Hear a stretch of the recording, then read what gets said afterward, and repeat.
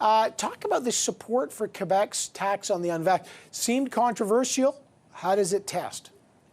Well, you know, the thing is, it is controversial, but the fact of the matter, Evan, is that about 6 out of every 10 or 3 out of 5 Canadians support or somewhat support this. We should not dismiss that around 37% oppose or somewhat oppose.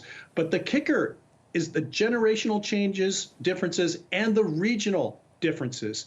If you happen to be in Quebec, Ontario, and Atlantic Canada, you're more likely to support or somewhat support either a fine or some type of levy if for those that are voluntarily unvaccinated. But if you are in Western Canada, including British Columbia, you're less likely to support. The biggest difference is generational. I think this is critical from a political perspective. Only 50% of Canadians that are under 35 years of age support this or somewhat support this, while it jumps up to 72% or more than 7 out of every 10 for seniors. Yeah, I wonder why that is. Is it just because people in that age bracket may have had surgeries bumped, and there's, again, that disproportionate number of beds in ICUs and hospitals taken up by the unvaccinated? I think that's at play. The other thing that's at play is that we're talking about whether you call it a tax, a levy, a fine, whatever it is. You know, the fact of the matter is that if you happen to be under 35 years of age, it's just another expense for you, and you're just looking at it as an expense or an expense that your friends or neighbors can't afford.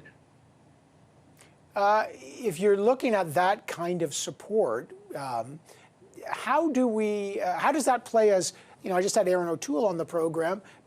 Politicians are going to be asked, do you support this convoy of truckers? Again, the Canadian Association of Truckers don't support this, but these are truckers who do not want to be vaccinated, maybe about 10% of truckers, but they're calling themselves or styling themselves as some kind of freedom convoy. Does that poll inform how politicians ought to respond to this kind of movement?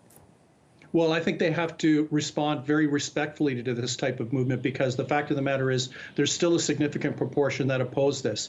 But, you know, the other thing, Evan, and this is when we get into what I'll say bare knuckle politics, the fact of the matter is that older Canadians tend to vote more than younger Canadians, which means that for those individuals that are more likely to vote, they're probably more likely to support this. This is probably the calculus that Premier Legault is probably playing in the province of Quebec, and perhaps other premiers might, because the fact of the matter is if young people are less likely to support this, they're also less likely to vote. So the best way for them to kind of punch above their weight is to get out there and vote, because right now there's a significant generational divide on this one.